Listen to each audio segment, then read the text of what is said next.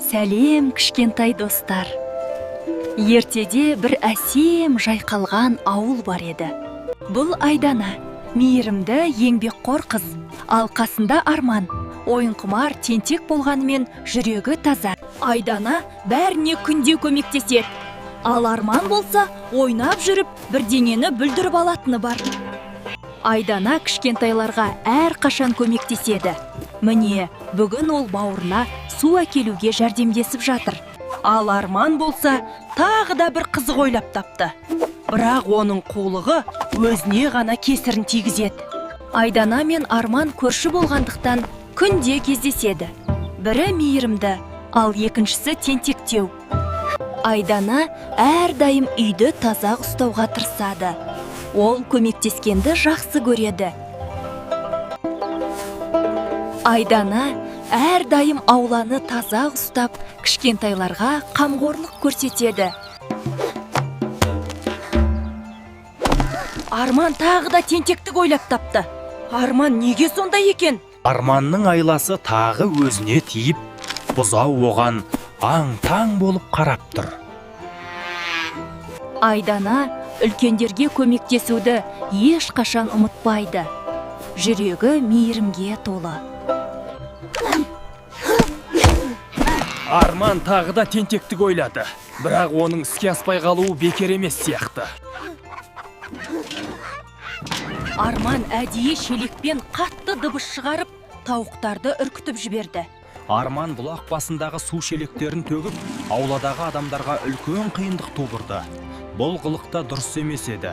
Айдананың әр ісі мейірімге толы. Ол айналасындағыларға үнемі жақсы үлгі көрсетеді. Бүгін біздің ауылдың туған күні. Барлығы қуанып, үлкен тойға дайындалып жатыр. Айдана бәріне көмектесіп жүр. Ал Арман болса, тентектікке тағы да кірісіп кетті. Арман әдейі істеді. Ал Айдана бәрін сабырға шақыруға тырысты. Қойлар алаңға қашып кетті. Айдана бәріне көмектесіп жүр. Ал Арман тентектігінің салбарын енді ғана түсіне бастады. Ауыл адамдары Арманның тентектігін көріп, оған қатты ренжіді. «Қашан жөнделесің, Арман?» деп сұрады олар.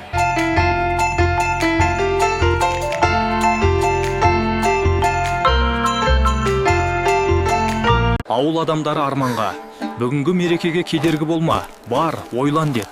Арман алғаш рет өз ісінің салдарын шын сезінді. Айдана Арманның көңілі түскенін көріп, іштей: «Ол жаман бала емес, мен оған қалай көмектесе аламын?» деп ойланды. Арман алыстан бәрінің қуанып жатқанын көріп, «Неге мен осындаймын?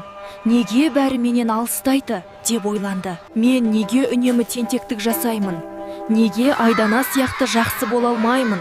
деп Арман біраз ойланды.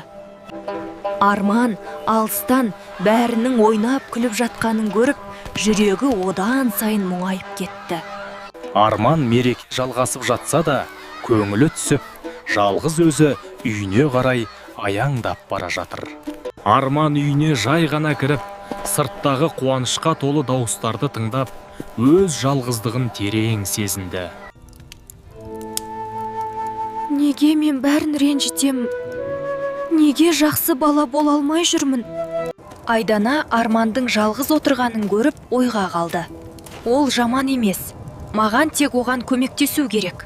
Арман да өзгергісі келеді. Тек оған дұрыс бағыт көрсету керек, деп ойлады Айдана жұлдыздарға қарап. Айдана таңның атуымен Арманға көмектесуді ойлады. Бүгін ол өзгеруге бір қадам жасайдын, деді ол өзіне. Айдана терезеден қарағанда Арман әлі ұйықтап жатыр екен. Жақсы, мен оның оянғанын күтемін. Арман, мен сенімен сөйлескім келеді. Сен жаман бала емессің. Мен саған көмектескім келеді. Бірге жақсырақ бола аламыз. Жақсылық жасау оңай, Арман. Қара, бірге істесек бәрі жақсы болады. Арман, көрдің бе? Үйді таза ұстау әдептіліктің бір түрі. Адамдарға көмектесу жүректің жылуы. Арман да мұны үйрене алды. Жан жануарға мейірім көрсету жүректің тазалығы. Арман да мұны түсінді. Қарапайым еңбек жүректі тәрбиелейді. Арман жақсылыққа қадам жасап келеді. Арман, айналаға қараш. Арман, қай жерде жақсылық жасасаң, сол жер гүлдейді. Арман іштей, жақсылық жасағанда жүрегім жеңілдейді екен. Мен бүгін шешім қабылдадым. Енді тек жақсылық жасаймын. Айдана маған жол көрсетті. Мен де жақсы бала бола аламын. Балалар, жақсылық жасаудан қорықпаңдар. Жүректерің әрқашан мейірімге толы болсын. Бізбен бірге болғандарыңызға рахмет. Келесі ертегілерде кездескенше, кішкентай достар.